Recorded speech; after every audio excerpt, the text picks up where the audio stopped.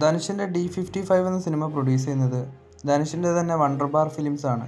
സായ് പല്ലവി ഈ ഒരു സിനിമയിലേക്ക് ഇപ്പോൾ ഓൺ ബോർഡ് ആയിട്ടുണ്ട്. അമരൻ സിനിമയുടെ ഡയറക്ടറായ രാജ്കുമാർ പെരിയസ്വാമിയാണ് ഈ ഒരു സിനിമ സംവിധാനം ചെയ്യുന്നത്. ചത്താപച്ച സിനിമയുടെ ഇതുവരെയുള്ള വേൾഡ് വൈഡ് കളക്ഷൻ ഏകദേശം 35 കോടിയിലേക്ക് എത്തിയിട്ടുണ്ട്.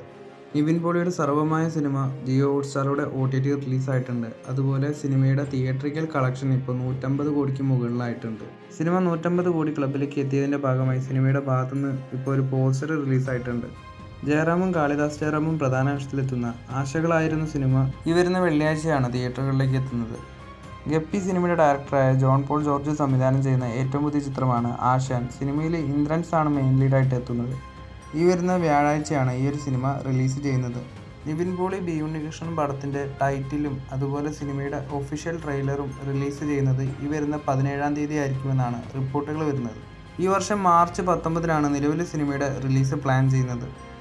ആഷിഖ് കപൂർ പൃഥ്വിരാജിനെ നായകനാക്കി ഒരു സിനിമ സംവിധാനം ചെയ്യാൻ ഒരുങ്ങുന്നു. നിലവിൽ ഈ ഒരു സിനിമയുടെ ചർച്ചകൾ നടന്നുകൊണ്ടിരിക്കുകയാണ്. എല്ലാം നല്ലതുപോലെ സംഭവിച്ചാൽ ഈ ഒരു സിനിമ ഓണാവും. ജോജു ജോർജിൻ്റെ പണി 2 സിനിമയുടെ ഷൂട്ടിംഗ് ഈ വർഷം മാർച്ച് മാസത്തിൽ തുടങ്ങുമെന്നാണ് അറിയാൻ സാധിക്കുന്നത്. സൂര്യ 47 സിനിമയുടെ കേരളത്തിലെ പോർഷൻസ് ഒക്കെ കംപ്ലീറ്റ് ആയിട്ടുണ്ടെന്നാണ് അറിയാൻ സാധിക്കുന്നത്. ഇനി സിനിമയുടെ ടീം തമിഴ്നാട്ടിലേക്കാണ് ഷൂട്ടിംഗ് ഷിഫ്റ്റ് ചെയ്തിരിക്കുന്നത്.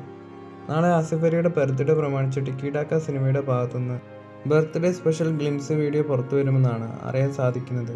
ആസിഫ് അലിക്ക് അഡ്വാൻസ് ബർത്ത്ഡേ വിഷസ് അറിയിക്കുന്നു.